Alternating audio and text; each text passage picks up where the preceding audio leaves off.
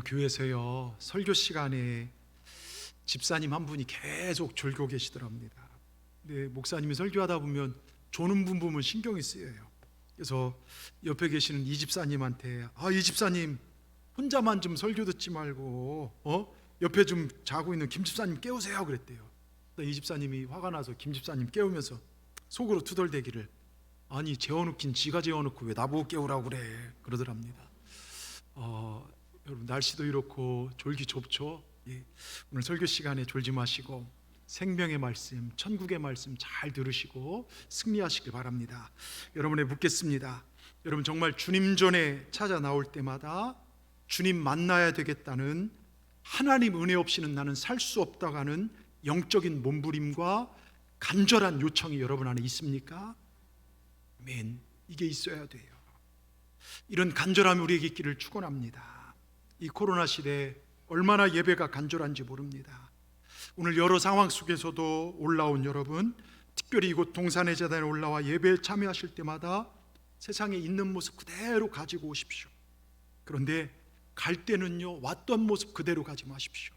십자가의 내 아픔과 죄악과 더러운 것들을 다 맡기시고 주님 주신 위로와 소망과 힘을 얻고 돌아가시길 바랍니다. 슬픔을 짊어지고 오셨다가도 다 주님 앞에 내려놓고 주님이 주시는 기쁨과 평안을 간직하시고 돌아가시길 바랍니다.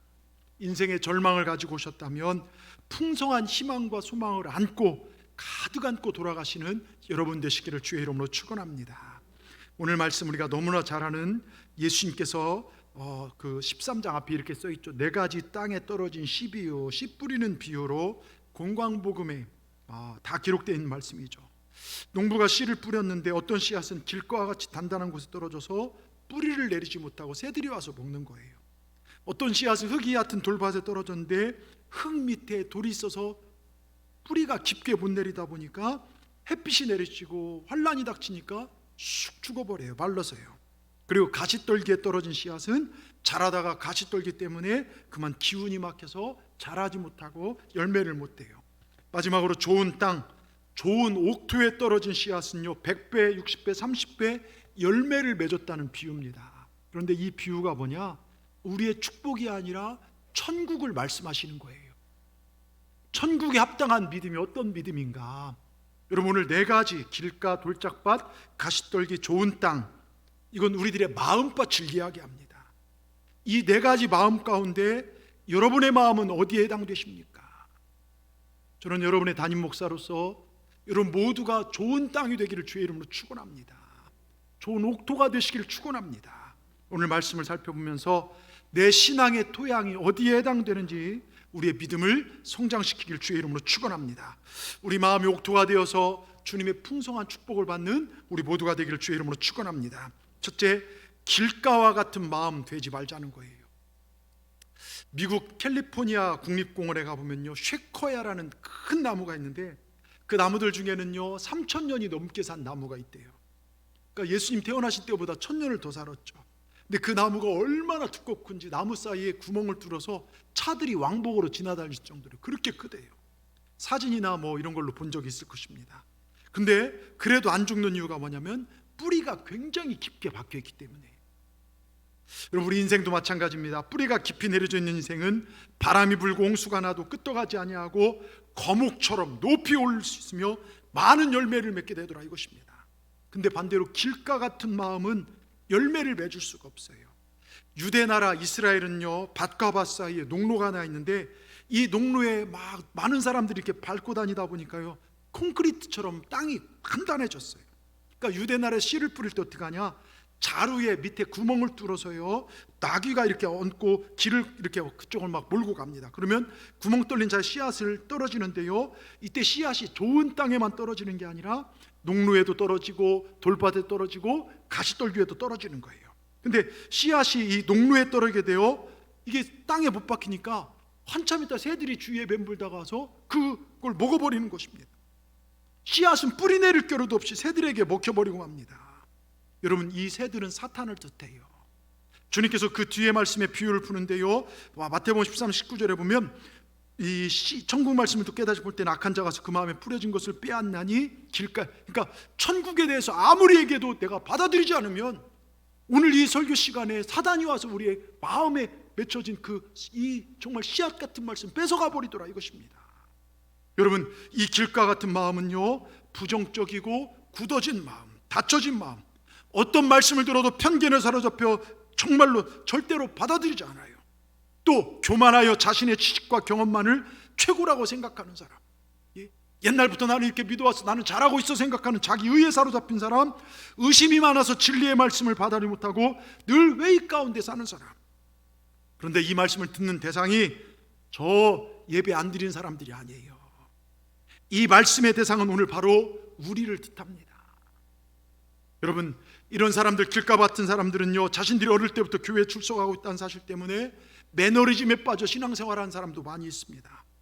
그리고 또 구원에 대한 절박함도 없고, 내가 죄인이라는 의식도 없고, 예수님의 도우심에 대한 갈급한 필요도 없습니다. 말씀을 지식 이상의 어떤 의미로 받아들이지 않습니다. 세월과 더불어 마음은 점점 강팍해지고 나중에는 하나님을 떠나는 삶, 교회는 와서 예배드리지만 하나님과 상관없는 삶을 살아갑니다. 여러분, 이게 이스라엘 백성들 역사가 증명해요. 하나님은 끊임없이 그의 백성들을 돌보시고 선지자를 통해서 회개하라, 돌아와라 그렇게 주님을 나타나셨지만 끊임없이 우상을 섬겼고, 하나님을 버리고 메시아 되신 예수님께서 그들 앞에 나타나셨지만 결국에는 예수님을 십자가에 못 박아 죽이는 어리석음을 범하더라 이것입니다.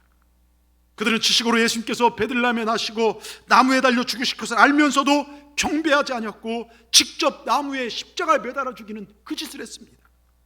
결국 지식은 있지만 생명이 없는 그리스도인이 바로 길가밭을 가진 그리스도인이라는 거예요. 여러분, 현대 과학이 발달하여 유전공학, 생물학, 비약적으로 발전했죠. 복제동물 만들어내고 한 달만 자라도 1년 자랄 정말로 그런 것들을 정말로 과학기술이 엄청나게 발전했지만, 근데 그런 과학기술의 발전으로도요, 씨앗의 생명은 못 만들어요. 이건 창조주 하나님만이 만들어낼 수 있습니다. 씨앗을 땅에 뿌리고 물을 주게 되면 성장하여 열매를 맺습니다. 이게 생명의 원리인데, 문제는 진리의 씨앗이 내 마음밭에 제대로 떨어졌느냐 이거예요. 천국의 말씀이 내 마음밭에 떨어졌느냐 이겁니다.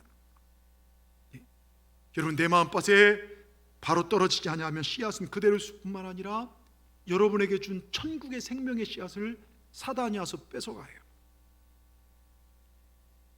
여러분, 굳은 마음의 사람은요, 아무리 교회 와서 하나님 말씀 듣고 설교를 들어도요, 인생에 변화가 없더라고요. 여러분, 이걸 극복하는 것은 에스겔 36장 26절에 보면 새 영을 너희 속에 두고 새 마음을 너희에게 주되 너희 육신에서 굳은 마음을 제하고 부드러운 마음을 줄 것이며, 우리가 완악하고 부정적이고 교만하여 닫혀진 마음을 버리고 부드러운 마음으로 주님을 찾을 때 우리 주님께서 부드러운 마음으로 변화시켜 줄 줄 믿습니다.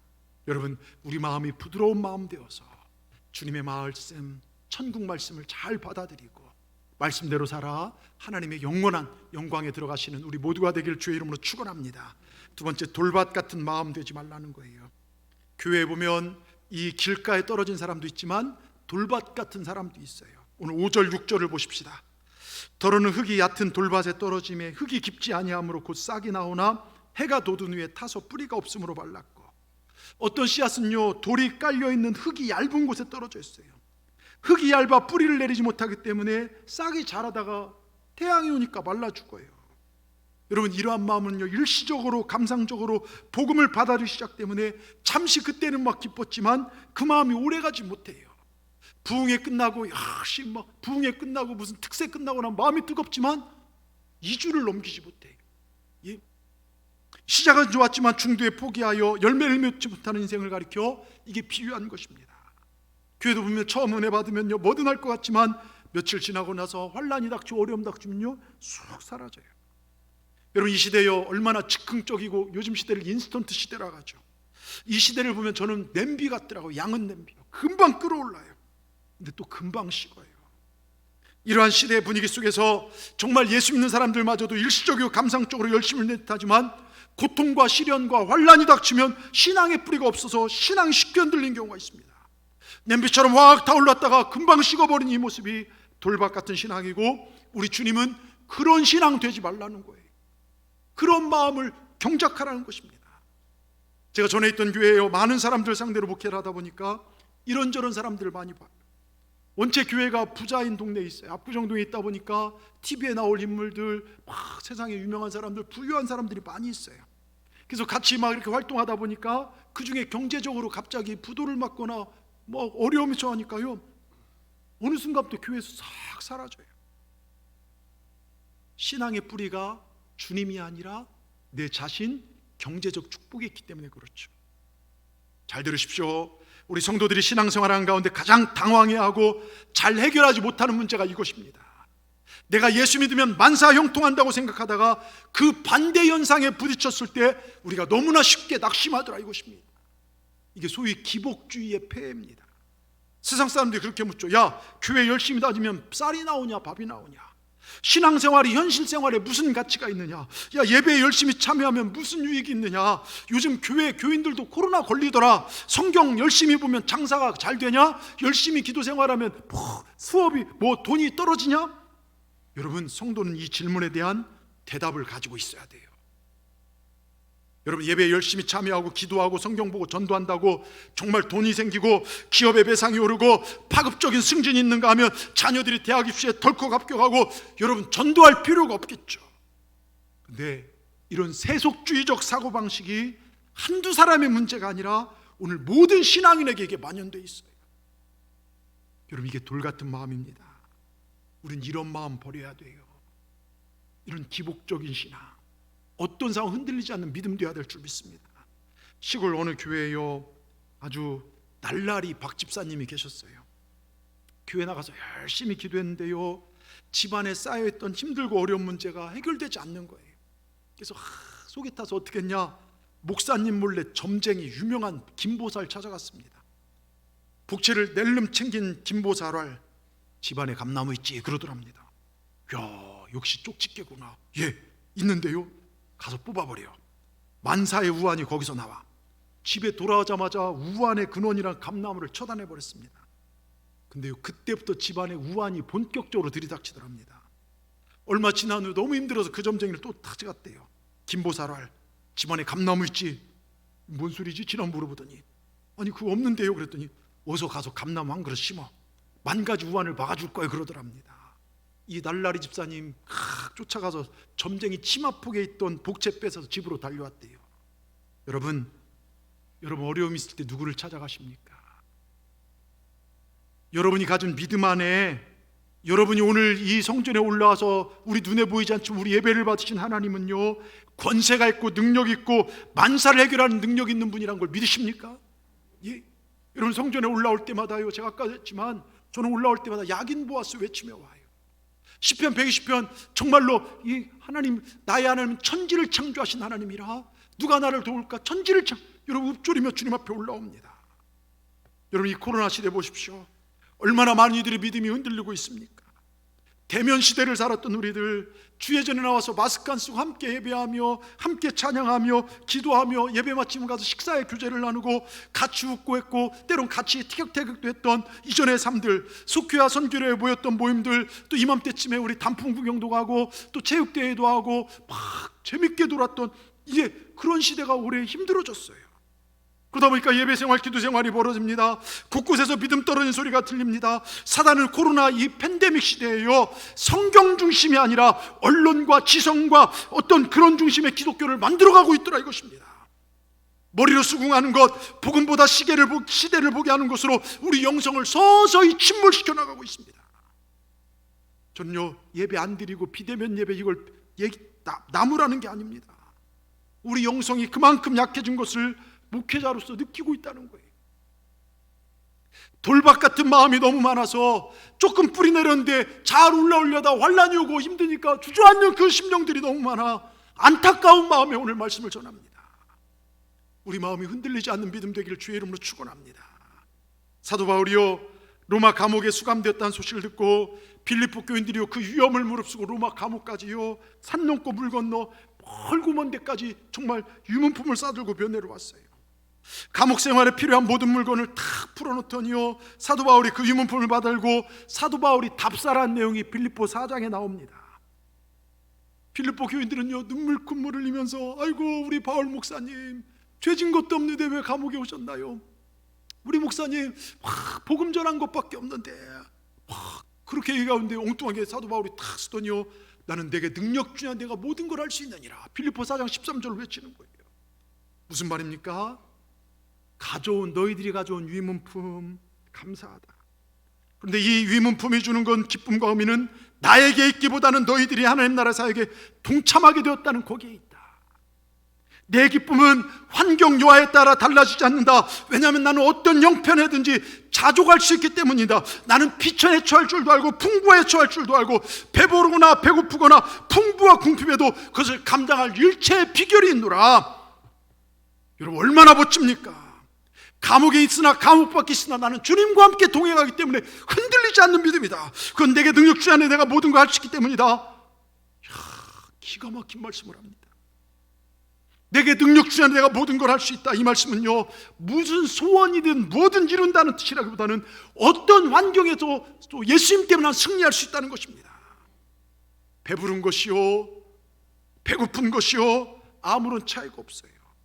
배부른 것이 나를 교만하게 못하고 정말로 배고픈 것이요 나를 방종하게 정말로 피굴하게 못하더라 이것입니다. 여러분, 이게 돌밭을 넘어선 마음입니다. 어떤 환경에도 굴하지 않는 마음. 근데 어디서 이런 배짱이 나왔을까요? 여러분, 사도 바울이 기뻐한 것은요, 빌립보 교인들이 보내준 큰 넉넉한 선교비나 선물 아니에요. 오직 예수 그리스도가 그의 기쁨의 근원이었습니다. 여러분, 오늘 이 사실 붙잡으십시다. 그의 삶은 예수님께 뿌리를 내렸어요.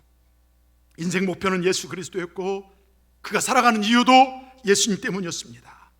예수님 한 분 때문에 행복했고 기뻐하며 감사하며 살아갈 수 있었습니다. 여러분, 우리도 환경 바라보지 말고 예수님 바라보십시다. 돌밭 같은 마음은요, 환경 때문에 예수님이 안 보여서 넘어져요. 환경 바라보지 말고 예수님 바라보고 승리하는, 그래서 정말로 돌짝밭을 넘어서는 믿음의 승리자들이 다 되기를 주의 이름으로 축원합니다. 셋째, 가시떨기와 같은 마음을 벗어나자, 잘라내자는 것입니다. 자, 7절에 뭐라고 써 있습니까? 더러는 가시떨기 위에 떨어짐에 가시가 자라서 기운을 막았고, 이렇게 써 있어요. 가시떨기가 있는 땅에 떨어졌다는 거예요. 여러분, 그런데 이곳은요, 토양은 좋아요. 토양이 나쁘지가 않아요. 씨가 떨어졌을 때 뿌리가 나고 싹이 돋고 꽃이 피고 열매를 맺을 가능성은 있었어요. 근데 얼마만큼 자라다 보니까 위에 가시가 있어서 그늘을 만들어 곡식을 약하게 만드니 마침내 곡식을 질시켜 열매를 못 맺게 해요. 여러분, 제가 볼 때 교회에 이 가시떨기 때문에 자라지 못한 인생들이 제일 많을 거예요. 죄송하지만 한번 여러분 들어보십시오. 설교를 열심히 듣습니다. 은혜도 곧잘 받습니다. 믿음 잘하는 소리가 쑥쑥 납니다. 북치고 장구치고 충성하는 소리가 요란합니다. 근데 열매가 없어요. 주일 받은 은혜가 일주일을 넘기지 못합니다. 주일날 은혜 받고 가서 주일 저녁부터 부부싸움 시작합니다. 월요일쯤 되면 뭐 하나 깨져나갑니다. 수요일쯤 되면 한숨 소리가 푹푹 나오고 금요일쯤 되면 불평 원망 소리가 터져나오고 풀이 죽어 있습니다. 어떤 사람은요, 기도도 열심히 합니다. 봉사도 부지런히 합니다. 행동에 빈틈이 없습니다. 근데 시간이 지나다 보면요, 가시 때문에 더 잘하는데 잘하지 못합니다. 지금 이 시대요, 코로나라는 가시 때문에 잘하지 못한 사람 얼마나 많은지. 연초가 시작되면서요, 새신자들이 몇 가정 이렇게 왔었어요. 그 예배를 잘 드리다가 코로나가 시작되면서 다 끊긴 거 보면서 참 가슴이 아파요. 여러분, 근데 성경은 우리를 잘하지 못하게 한 가시가 무엇인가? 오늘 마태복음 13장 22절에 주님이 이 비유를 풀어 설명하시는데 같이 한번 읽어보겠습니다. 가시떨기에 뿌려졌다는 것은 말씀을 들으나 세상의 염려와 재물의 유혹에 말씀이 막혀 결실하지 못하는 자요. 여기 두 가지를 얘기합니다. 첫째가 뭡니까? 세상의 염려. 둘째가 재물의 유혹입니다. 먼저 염려입니다. 염려 백해무익입니다. 100가지 해가 될지언정 한 가지 유익한 것이 없어요. 이게 염려입니다.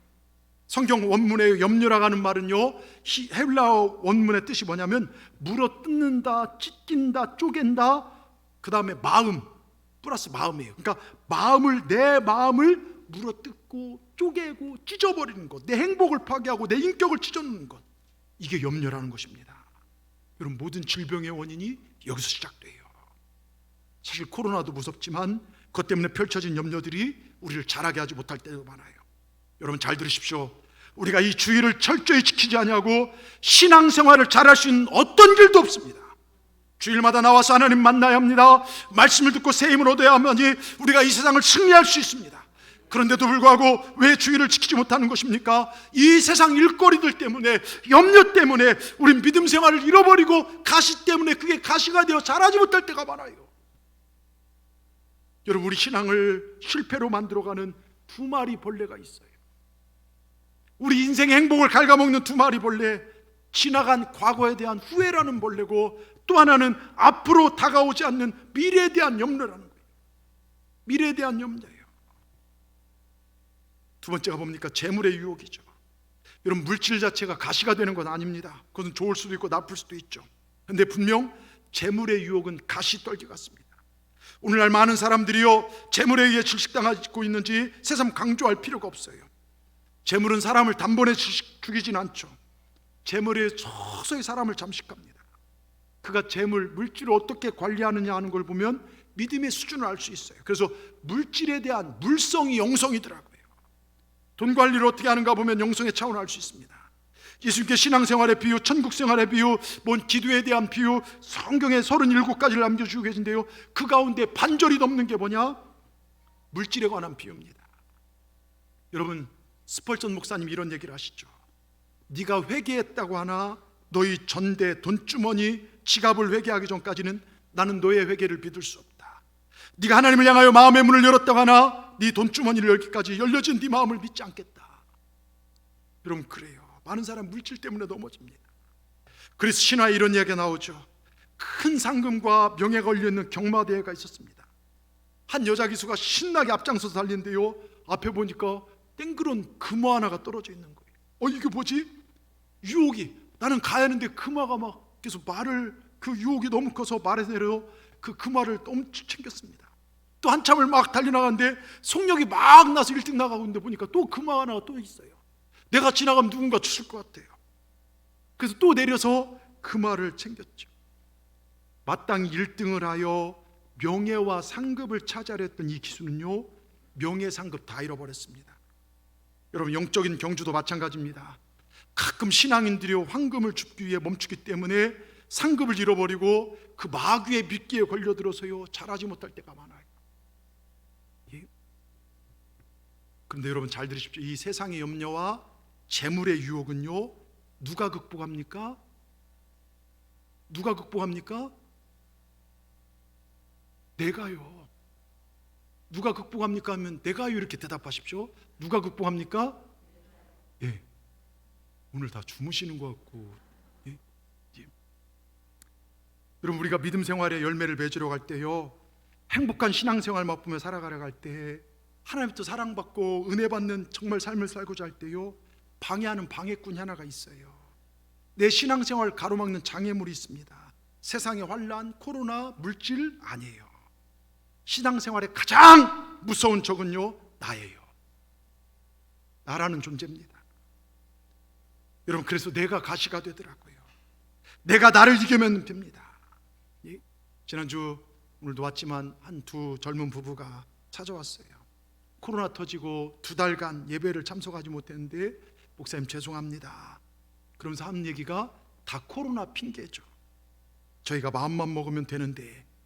여러분, 이제 경찰대 교수로, 해경 교수로 있다 보니까 철저하죠. 그런데 훈련생들이 있으니까요, 외부하고 철저하게. 그런데 그 마음이 참 와닿더라고요. 내가 마음만 먹으면 되는데. 여러분, 마음입니다. 내가 변하지 않으면 세상은 변하지 않게끔 되어 있어요. 불평해도 소용없습니다. 세상이 다 달라진다 할지라도요, 내가 달라지지 않으면 세상 그대로고, 세상이 다 썩어 문드러진다 할지라도 내가 변하면요, 세상도 변하더라고요. 은혜 받는 길, 내 안을 좋은 땅으로, 옥토로 만드는 일, 내가 열매 맺는 일, 좋은 신앙이 되는 일, 어려운 일 아닙니다. 내 마음바 딱딱하게 굳어져 있으면 갈라내고, 가시밭길 있으면 걷어내면 되는 것입니다. 여러분, 이 시간 말씀을 듣는 이 자리에서 이런 마음밭을 갈아엎으시길 바랍니다. 성령께서 신령한 담비를 내려주실 줄 믿습니다. 걸핏하면 나도 가시가 되어서 남편도 찌르고 아내도 찌르고 교인들도 찌르고 자식도 부모도 찌르던 가시떨기가 혹시 되어 있습니까? 그 가시가 돼서 영적 지도자도 찔렀고 농부 대신 주님도 찔렀습니다. 여러분, 가시나무 이 시간 잘라내시길 바랍니다. 이제 우리 신앙의 열매를 맺지 못하게 하는 우리를 죽이려 하는 가시의 뿌리를 뽑아내시길 바랍니다. 그러게 때로는 나를 지켜야 돼요. 때로는 친구를 잘라내기도 하고 단호하게 결단할 때 내가 주님이 원하는 자리까지 성장하게 될 줄 믿습니다. 경상도요, 저 하동 어느 시골 교회에 믿음 좋은 한 사람이 있었어요. 신앙 연조가 교회를 오래 다니니까 직분이 무거워졌고 마침내 교회 장로님이 되셨습니다. 근데 그럼에도 불구하고 끊지 못하고 하나 있는 게 있어요. 담배를 못 끊으신 거예요. 아니야, 끊어지질 못하는 겁니다. 뭐 담배 한 대 핀다고 지옥 가는 건 아닐 테고 특별히 잘못된 건 없지만 건강 때문에. 근데 이것 때문에 장로님 구실을 잘 못하는 거예요. 사람들이 볼 때 저 사람 분명 예수 믿는 사람인데 그 꼴하고 살아가니 스스로 도무지 자신감이 없습니다. 야, 이거 끊지 않고 내가 믿음 생활 승리하긴 영 글렀다 생각하고 막 해서 담배값을 집어던진 게 수십 개는 될 거예요. 그럼에도 불구하고 담배가 끊어지지 않는 겁니다. 목사님 몰래, 교인들 몰래, 자식 몰래, 아내 몰래 담배를 피는데 주로요, 자기 가수원 끝자락에 있는 시골 화장실 가서 피는 거예요. 예전에요. 거기서 몰래 피고 나옵니다. 근데 그 부인이요, 더운 여름날 하도 거기에 구더기가 막 드글드글 많으니까 가끔가다 부인이 석유를 뿌려요. 근데 어느 날 석유가 없어서 거기다 신나 한 통을 사가지고 가서 뿌렸어요. 예. 그날따라 석유 신나를 탁 뿌려놓고 이제 그날 모르고 그 장로님 가서 거기서 쭈그려 앉고 엉덩이 까고 담배를 탁 한 대 피고 이러면 안 되는데 하면서 담배꽁초를 밑으로 확 던지는 순간 어떻게 됐겠습니까? 불길이 확 솟아서 엉덩이랑 소중한 부분을 다 태웠다는 거예요. 예? 화상을 입었죠. 병원에 입원했는데 해계망측한 자세로 엎드려져 있습니다. 아무도 알아듣지 못한 말을 중얼중얼 내뱉는데요, 자세히 보니까 하나님 잘못했대, 용서해 주이소, 확 끊어버릴랍니다. 아무도 알아듣지 못하지만 아이고 아파라, 아이고 아파라, 확 끊어버릴 겁니다. 아이고 아파라, 용서해 주이소 그러더랍니다. 여러분, 끊을 게 담배뿐이겠습니까? 잘못된 것 내가 끊지 못하면요, 신앙생활 전진 못합니다. 우리 안에 이기심, 욕망, 미움, 원망, 세상의 염려, 여러분 근심들, 물질에 대한 것들, 여러분 이거를 잘라내시길 주의 이름으로 축원합니다. 오늘 이 비유는요, 사실 천국에 대한 비유예요. 질가, 돌짝, 가시떨기에 가려진 신앙, 천국에 합당한 신앙이 아니라는 것입니다. 그것이 여러분 주님께서 10절부터 11절부터요, 이 천국의 비밀을 아는 것이 너에게는 허락되었다. 듣고도 말씀을 듣고 깨닫지 못하면 아무 소용이 없다. 천국에 합당하게 말씀에 뿌리박고 사는 것이 이것이 진짜 신앙이다, 우리에게 얘기하고 있습니다. 여러분, 가라지 신앙 되지 않기를 주의 이름으로 축원합니다. 말씀대로 승리하는 우리 모두가 되기를 주의 이름으로 축원합니다. 오직 말씀을 잘 듣고 깨닫고 오직 말씀으로 사셔서 천국에 이름 이름 되시기를 주님의 이름으로 축원합니다. 네 번째요, 좋은 땅과 같은 마음 되십시오.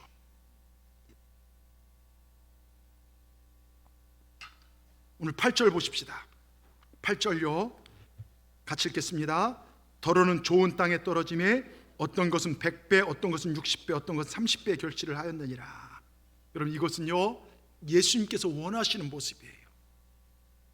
우리가 좋은 땅 되기를 주의 이름으로 축원합니다. 여기 좋은 땅이라고 할 때 헬라어 원어상 보면 좋은은요, 자연이 아름다울 때, 야 참 좋다, 경치 좋다, 또 도덕적으로 야 이 사람 참 선하다, 참 좋은 사람이다, 신앙적으로 성품이 아름답고 믿음 생활 참 잘해, 이렇게 쓰일 때 쓰는 단어가 좋은 땅입니다. 여러분, 이 땅에 살아가는 동안 우리가 힘써야 할 일이 생겼죠. 우리 마음밭을 좋은 땅으로 만들어야 돼요. 야, 저 사람 참 착하다, 선하다, 참 좋다. 우리 옆분 한번 살짝 보십시오. 예? 살짝 옆분 보십시오. 예? 이분 참 좋으시죠? 대답이 없는 거 보니까 별로 안. 예? 여러분, 좋다는 소리 드려야 돼. 아, 이분 참 좋으신 분이야. 여러분 보십시오. 근데 좋은 땅 옥토 만드는 거 쉽지 않습니다. 가라지가 끊임없이 뿌려지고 새들이 달려와서 말씀을 캐먹으려고 하고 내 마음에 세상적 것들이 들락날락거려 나도 모르게 마음이 단단해지기도 하고 염려, 근심, 재물의 정말로 유혹, 세상의 염려들이 가시처럼 자라기 때문에 내 마음밭 옥토로 간직하는 거 쉽지 않습니다. 그런데 그것이 옥토가 되었을 때 그 오는 복은 어마어마하다는 것입니다. 스폰지가 물을 받아들이시죠. 말씀의 씨앗이 떨어질 때마다 말씀을 잘 받아들이는 마음밭을 유지하며 사는 것, 이게 천국이라는 것이죠. 어느 날부터 잘 들어보십시오. 예배가 귀찮아지면 주여 내 삶이 저주 가운데 빠져가고 있습니다, 나를 살려달라고, 저를 떠나지 말달라고 여러분 눈물로 기도해야 합니다. 어느 날 말씀이 귀에 잘 들어오지 않으면요, 주여 내 귀가 지금 저주를 받고 있습니다, 내 영혼의 밭을 옥토로 만들어 주시옵소서, 눈물로 기도하셔야 돼요. 말씀이 안 들어오고 세상 소리는 잘 들어오고 음란한 소리는 잘 들어오고 다른 사람 비방은 잘 들어온다, 여러분 그거 잘라내야 돼요. 여러분 땅이 좋아서 말씀이 떨어진 순간 금방 뿌리를 내린 영혼의 밭은요 주님이 복되다고 하는 것입니다. 가시가 없어서 한 번 자란 씨앗이요 반드시 열매를 맺는 마음밭이 얼마나 복된 밭입니까?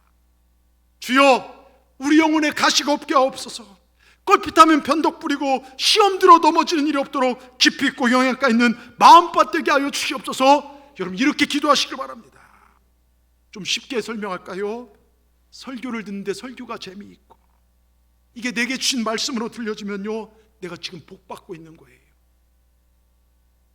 예배를 드리는데요 교회 올라간다 생각하면요 예배가 행복하고 은혜가 되면요 내 영혼이 지금 복을 받고 있구나, 내가 지금 천국에 살고 있구나 생각하면 틀림없습니다. 교회를 하면서요 불평이 없고 내가 하나님의 몸된 교회를 내서 옥합을 깨뜨리고 내 시간을 드리고 땀방을 들일 수 있다는 것이 너무 행복하고 고맙고 감사하다, 이 사람 천국에 살고 있는 것입니다.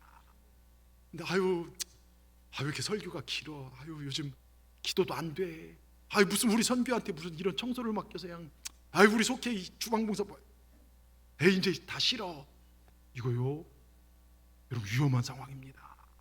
예? 여러분 우리가 정말로 모든 것이 기쁨이 되기를 주님의 이름으로 축원합니다. 그럼 우리가 열매 맺기 위해서 어떻게 해야 합니까? 먼저는 말씀의 뿌리를 마음속에 깊이 내려야 돼요. 아멘. 예수님께 뿌리 받고 살아야 돼요. 사람의 소리 누가 뭐라 하든 거기에 연연하지 마시고 예수님께 뿌리 받고 사시길 주의 이름으로 축원합니다. 이 얘기 저희가 들락날락하는 마음이 아니라 오직 복음 오직 예수로 사시길 바랍니다. 두 번째, 내 가정에 뿌리를 내려야 돼요. 뿌리가 있는 가정의 자녀들은 어디를 가든지 뿌리 있는 신앙으로 열매를 맺게 되더라고요. 제가 늘 말씀드리지만요 이번에 문자도 여러분들에게 보냈지만 여러분 자녀가 어디 내 뜻대로 됩니까? 우리 부모들 대부분 기도가 자녀 아닙니까? 그런데요 하나님이 만지시면요 하나님 뜻대로 안 되는 자녀도 없다는 거예요. 그러게 우리가 부모가 해야 할 것은요 하나님에 대한 충성이에요. 그게 쌓이고 쌓일 때요 하나님께서 내 자녀 만지신다는 걸 기억하시기 바랍니다. 그리고 이 교회에 뿌리를 내리시길 바랍니다. 여러분 우리 동산교회 자부심을 가지고 분명한 소속감과 만족감을 가지시기 바랍니다. 이 교회에 뿌리를 내리지 않으면요 열매를 맺을 수가 없어요. 우리 모두는요 이 동산교회에 대한 자부심과 소속감 가지고 은혜와 진리의 열매를 맺을 수 있는 그런 뿌리 있는 신앙을 가지시기 바랍니다. 그럴 때 우리 후손들까지요 대대로 하나님의 은혜와 축복을 누리게 될 줄 믿습니다. 그리고 기도의 뿌리를 내려야 돼요. 오랜 암투병 끝에 이제 돌아가셨던 장영희 교수님, 이분이 이런 책을 썼어요. 살아온 기적, 살아갈 기적이란 책에서 자기 제자가 2번이나 이혼의 아픈 경험을 겪은 사랑하는 제자에게 이런 이야기를 들려줍니다. 잘 들어보세요. 민수가 로키 산맥 해발 3,000m 높이에 수목 한계선인 지대가 있다. 이 지대의 나무들은 너무나 매서운 바람 때문에 곧게 자라지 못하고 마치 사람이 무릎을 꿇은 모습으로 그렇게 서 있단다. 눈보라가 얼마나 심한지 이 나무들은 생존을 위해 그야말로 무릎 꿇고 사는 삶을 배워야 하는 것이지. 그런데 민수가 세계적으로 가장 공명이 잘 되는 명품 바이올린은 바로 이 무릎 꿇은 나무로 만들어진다. 어쩌면 우리 모두 온갖 매서운 바람과 눈보라 속에서 나름대로 거기에 순응하는 법을 배우며 제각기 삶을 연주하고 있는지도 모른다.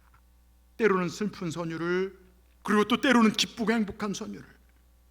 민수가 너는 이제 곧 네 목의 행복으로 더욱더 아름다운 선율을 연주할 연습을 하고 있다고, 그러니까 조금만 더 힘내라고, 이것이 아까 내 뒷모습에 대고 내가 하고 싶었던 말이다. 민수가 사랑해. 여러분, 수목 한계선상에 존재하는 나무들은요 너무나도 매서운 추위와 바람 때문에 위로 뻗어나갈 수가 없어서 나무가 무릎을 꿇고 자랍니다. 무릎을 꿇지 않으면 세찬 바람과 눈의 무게를 이기지 못해서 부러지고 말 것입니다. 너무나도 가혹하고 힘든 조건이기 때문에 나무에게도 생각이 있다면 수도 없이 죽었으면 좋겠다는 생각을 했을지 모릅니다. 하지만 그런 열악한 환경과 조건 속에서도 무릎 꿇고 끝끝내 인내하며 버텼기 때문에 가장 아름다운 울림을 줄 수 있는 그런 나무가 되더라 이것입니다. 고난 속에서 겸손히 무릎을 꿇을 때 우리들 역시 깊은 울림을 주는 참 사람으로, 하나님의 사람으로 살아갈 수 있게 될 줄 믿습니다. 여러분, 우리 인생들요, 우리들의 인생의 가장 위대한 순간 가운데 하나가 하나님 앞에 무릎 꿇을 때예요. 기도할 때입니다. 고난 속에 주님 앞에 엎드릴 때 우리들의 인생 제박자와 음정을 찾아갈 수 있어요. 무릇이 없는 나무들도 무릎을 꿇고 살 줄 압니다. 하나님께서 우리에게 잘 구부러지는 무릎을 주신 겁니다. 제일 먼저 말씀과 주님 앞에 무릎 꿇으라는 거예요. 예, 이것이 우리 삶을 옥토로 만듭니다. 하나님 주신 평강과 위로를 받게 되고 위기 속에 도우신 하나님의 손길을 보게 될 줄 믿습니다. 한 가지만 말씀드리고 마칠게요.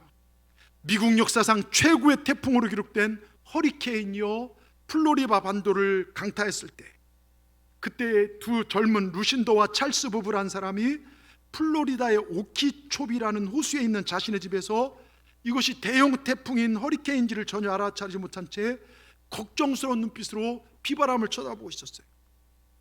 근데 태풍이, 허리케인이요, 좋은 경관을 자랑하던 젊은 부부의 집 앞을 든든히 지켰던 호수의 제방을요 무너뜨리며 쓰나미처럼 그 집을 향해 달려듭니다. 그 빌려드는 물은 순식간에 모든 것을 삼켜버렸습니다. 젊은 부부가요 3명의 아이들 안고 집 뒤에 있는 고목나무를 향하여 달려갔고 물에 젖어 미끄러 넘어지고 엎어지면서도 죽을 힘을 다해 고목나무 위로 올라갔습니다. 태풍은 시간이 갈수록 심해졌습니다. 물은 밤이 되었을 때 점점 그 수위가 높아져 결국 나무의 꼭대기까지 다다랐어요. 그리고 물의 수위가 계속 불어나 두 부부의 가슴 높이까지 올라왔습니다. 두 부부는 나무 하나를 붙잡고 아이들을 자신들의 어깨에 올려놨어요. 그런데도 폭풍은 줄어들 줄 몰랐습니다. 너무 힘들죠. 몇 시간을 걸어오고 있으니까. 그때 남편이 얘기합니다. 여보, 다 틀렸어. 이런 상황에서 우리가 어떻게 살 수 있겠어? 절망적인 말을 내뱉습니다. 그때 루신더가 아내가 얘기합니다. 여보, 그런 약한 말 하지 말아요. 꼭 무슨 수가 있을 거예요. 그리고 하늘을 향해 큰 소리 외쳤습니다. 꼭 살아날 수 있어요. 그렇게 말한 후 찬송을 부르기 시작합니다. 주님을 찬송합니다. 근데 찬송은요 바람에 실려 하늘로 올라갔습니다. 이때요 갑자기 동쪽 하늘에서 번개가 팍 내려친 거예요. 밤에 흔히 볼 수 있는 번개불일 수 있겠죠. 근데 아내는요 그런 고백, 내 기도를 들으신 하나님의 약속처럼 믿고 하나님 정말 감사합니다, 감사의 기도를 드렸습니다. 근데 여러분, 그때부터 서서히 바람이 약해지며 사방이 조용해지기 시작했고 물이 조금씩 빠져나가기 시작했습니다. 다음 날 정오경에 두 부부와 세 아이들 모두는 그 엄청난 허리케인 속에서 상처 입고 굶주렸지만 틀림없이 살아서 한 명도 죽지 않고 거길 내려왔습니다. 여러분, 하나님은 우리를 위기에서 건지시는 분이신 줄 믿습니다. 하나님이 아브라함을 갈대아 울에서 끌어내신 하나님, 이스라엘을 전혀 불가능한 애굽에서 끌어내신 하나님, 홍해바다 가로막을 때 홍해바다를 갈라버리신 하나님, 있을 수 없는 일, 말도 안 되는 일을 이루신 하나님, 그 하나님 저와 여러분을 죄와 죽음에 끌어내시고 우리를 가로막는 인생의 바다를 갈르실 줄 믿습니다. 하나님 없는 것에서 있게 하시는 창조주 하나님을 믿으시길 바랍니다. 그러기에 세상에 아무리 태풍이 불어도, 세상의 물결에 아무리 나를 삼켜도 우리를 위해 예수님을 십자가에 내신 그 하나님 믿는 그 믿음으로 여러분 두려워하지 마십시다. 이 믿음으로 우리 마음밭을 옥토로 만드십시오. 믿음으로 사십시다. 그래서 앞으로 우리 인생에 100배, 30배, 60배 하나님께서 주시는 그 결실을 누리시고 살아가시는 우리 동산의 모든 분들 되기를 주님의 이름으로 축원합니다. 축원합니다. 기도하시겠습니다. 하나님 감사합니다. 오늘 말씀을 통해 우리에게 귀한 은혜를 주시니 감사합니다. 우리 마음 안에 큰 믿음의 주님, 능력의 주님, 권세의 주님이 계신 걸 잊고 살 때가 많았습니다. 환경에 사로잡혀서, 환난 때문에 마귀에게 사로잡혀서 말씀을 그냥 땅에 떨어뜨리고, 환난 때문에 넘어지고 정말로 가시떨기 같은 걸로 인해 제자리인 내 믿음이 아니라 이제는 좋은 땅 옥토 같은 마음 되어서 귀한 결실의 열매들을 주렁주렁 맺어 천국에 합당한 삶을 살아가는 우리 모두가 되게 하여 주시옵소서. 어떤 상황 앞에서도 오직 말씀으로 믿음으로 일어서게 하여 주시옵소서. 예수님의 이름으로 감사하며 기도드리옵나이다. 아멘. 우리 찬송가 204장입니다. 204장